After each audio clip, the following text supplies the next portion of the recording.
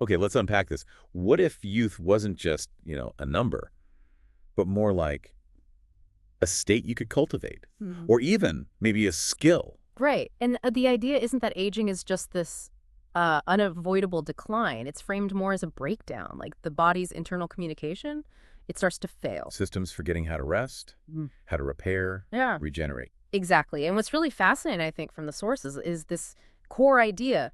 Your body hasn't actually forgotten how to heal. It's still listening. It's still listening, and you have the power, potentially, to sort of remind it, reconnect. Okay, so that brings us to today's deep dive. We're talking ageless regeneration, Mhm.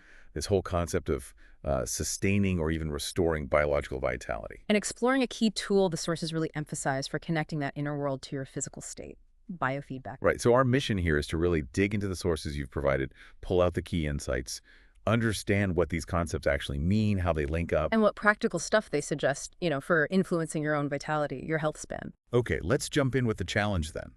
The sources paint aging not just as simple wear and tear. No, it's more fundamental. This breakdown in how different systems in the body talk to each other effectively. And a huge piece of that puzzle, neurologically speaking, is chronic stress. Right, the whole fight or flight thing.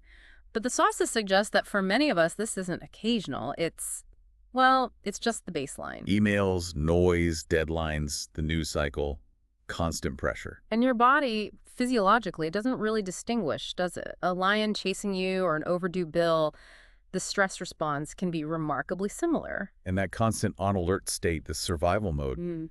it has real physical consequences for the brain, doesn't it? The sources are pretty clear on that. Oh, definitely. It's not just a feeling. It actually triggers things like systemic inflammation, hormonal imbalances, Mm, which the sources directly connect to premature aging. They even mention specific measurable brain changes. like what? Well, the hippocampus is crucial for memory, right? It can actually shrink, while the amygdala, the fear center. Gets bigger, more reactive. Exactly. It's like the brain physically rewires itself based on that chronic stress input. Okay, and then the sources introduce another kind of fascinating layer, this energetic dimension. Yeah, the idea that every cell gives off an electromagnetic frequency. And the heart's field is particularly strong, apparently detectable, up to 10 feet away? Wow. And this biofield isn't just like poetic. The sources propose it might be a key system governing how cells communicate and heal. So if that field is chaotic, maybe from trauma, fatigue, stress, Then the physical body, the suggestion is, tends to follow suit. It mirrors that chaos, manifests as dysfunction, maybe even disease. so aging isn't starting on the surface with wrinkles. It's deeper, in the signals, maybe even in this energy field. And energy is presented as sort of the language of those signals, yeah. Which brings us to the flip side, the potential. Hmm. If aging involves this breakdown, what about the body's built-in capacity to heal? The sources really argue against just accepting decline. They absolutely do. They frame the body as this living, dynamic field, capable of adapting, restoring itself, rebalancing, potentially at any age. And that potential often starts with the brain. You mentioned neuroplasticity. Yes, that's fundamental. The brain's proven ability to restructure itself, form new connections. You can essentially train your nervous system. Train it to shift out of that constant survival mode. And back towards a state of regeneration. That's where neuroplasticity meets this idea of vitality. It's an active process. And it's not just the brain calling the shots, is it? The heart plays a big role. A huge role. The sources cite work, like from the Heart Math Institute, showing the heart sends more signals to the brain than the other way around. Heart intelligence, or coherence. Exactly, cardiorespiratory coherence. It's this state where heart and brain rhythms sync up. Often happens when you cultivate positive emotions, gratitude, peace, love. And when the body hits that coherent state, hmm what happens physiologically? The effects reported are pretty striking. Hormones start to balance. Cortisol, the stress hormone, drops significantly. Immune function seems to improve. And some sources even mention studies linking it to increased telomerase activity. Telomerase, that's the enzyme related to our chromosome caps, right? Yeah. A marker of biological age. That's the one. It helps maintain those telomeres. So improving coherence might actually impact aging at a cellular level. And how do you get into that state? Is it complicated? Actually, the sources suggest a simple approach. They call it permission, not performance. Slow your breathing down, consciously feel something positive, appreciative. And just let your body kind of Follow that feeling. Yeah, allow the system to find its own coherent rhythm. It's about letting go, not forcing it. Which, again, circles back to those internal signals being key. Yeah. If aging starts there, how do we consciously, get involved? How do we influence those signals? And that is precisely where biofeedback enters the picture, according to these sources. Okay, so what is biofeedback, simply put? It's basically using technology to show you what your body's doing physiologically, in real time.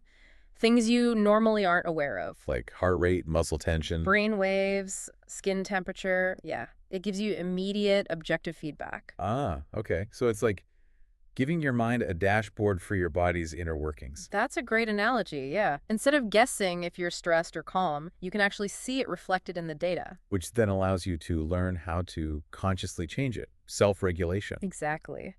The sources mention a few common types. There's HRV biofeedback heart rate variability that looks at the tiny variations between heartbeats. Reflecting nervous system balance. Precisely. Then there's EMG, electromyography for muscle tension. Neurofeedback, or EEG biofeedback, looks at brainwave patterns. And thermal biofeedback. Skin temperature. Yep, linked to blood flow and relaxation states. And how does it work? How does seeing the data help you change it? It taps into a basic learning principle, operant conditioning. You get the feedback, you try different internal states or techniques like breathing patterns, and when you see the signal move in the desired direction, say your HRV increases, showing more calm that reinforces the internal state that caused it, you learn to replicate it. Like training a skill. Very much so. A key example they highlight is using HRV biofeedback to sync your breathing with your heart's rhythm. That directly strengthens the parasympathetic nervous system. The rest and digest system. Yeah. Directly counteracting that chronic stress response we talked about earlier. Exactly. And the sources point out it's not just experimental, it has established clinical uses. Right, I saw that. Yeah. Managing anxiety, chronic pain reduction. Improving sleep, helping with migraines, even aiding recovery after injury or surgery. It's presented as, established clinical neuroscience. So let's connect this back directly to ageless regeneration. How does biofeedback specifically support that? Well, take stress reduction. We established chronic stress accelerates biological aging. Right. Biofeedback, especially HRV training, gives you a direct tool to manage that stress response as it's happening.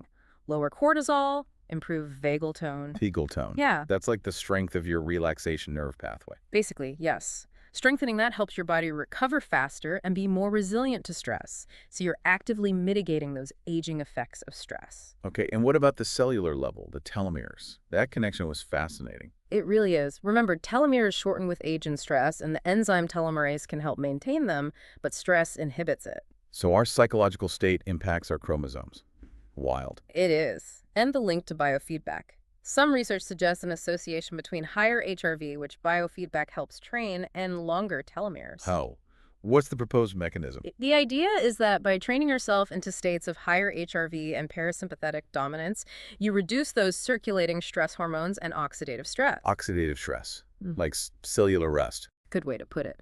So by creating this calmer, less inflammatory internal environment, you potentially create better conditions for telomerase to do its job. It might help slow down that cellular aging clock based on these findings. And cognition. Can it help keep the mind sharp as we age? That's where neurofeedback comes in more directly, training specific brainwave patterns. It aims to enhance cognitive function, emotional regulation, and support neuroplasticity. The brain's ability to adapt and rewire. Exactly.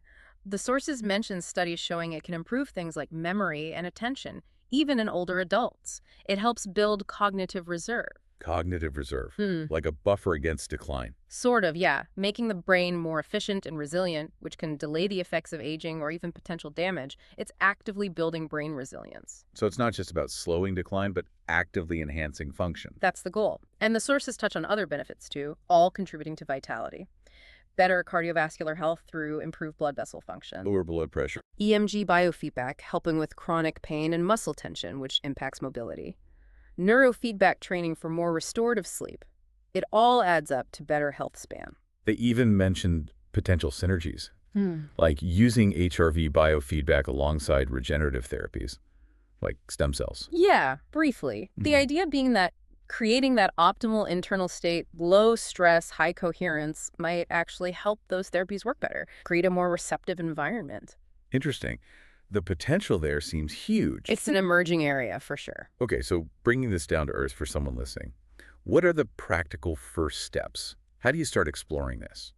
Well, the absolute first step, and it costs nothing, is just awareness, really tuning in. How does your body feel when you're stressed versus when you feel peaceful and grateful? Just noticing those internal shifts. That's foundational.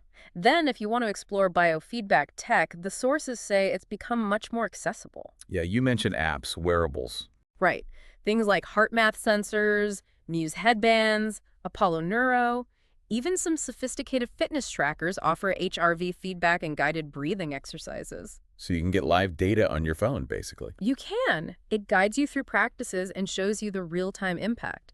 For a deeper dive or specific issues, working with a certified biofeedback practitioner is also an option. For a personalized plan. Exactly. Tailored to your goals, stress, sleep, focus, whatever it might be. You used the gym analogy earlier.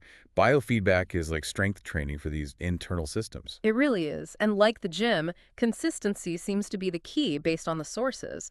Building that skill, that internal control, takes practice. And looking ahead, what's next for biofeedback? Things are moving fast. Better sensors, AI-driven analysis providing more personalized insights, apps getting smarter. Maybe even predicting stress before we notice it. That's the trajectory. Imagine getting a little nudge from your wearable. Hey, your system's shifting towards stress. Try this 2-minute coherence exercise. Proactive regeneration support. Moving towards predictive, preventative personal health. Becoming your own sort of biological manager. That's the potential, painted by the sources. And the science is catching up. They emphasize hundreds of studies backing its efficacy for various health outcomes. Okay, so summing up the core message from these sources, vitality isn't just something that fades. It's something you can potentially reclaim, actively influence. Yes, through conscious connection with your body and using tools like biofeedback to help bridge that gap, it empowers you to participate in directing your own biology. It really fits with that whole biology of belief idea, doesn't it? What you focus on, what you cultivate internally, it shapes your physical reality. Biofeedback is just a very practical, scientific way to engage with that. A tangible way to leverage that mind-body link. Your body is always talking, always sending signals. With the right tools, the right awareness, you can start to really hear it. And in doing so, tap into what the sources suggest is this innate, ageless potential to heal, to renew, to thrive. It's always been there. Your cells are listening. So if you're listening and you're on a healing path, or maybe just want to age more consciously or powerfully, Exploring biofeedback seems like a very worthwhile avenue based on everything we've dug into today.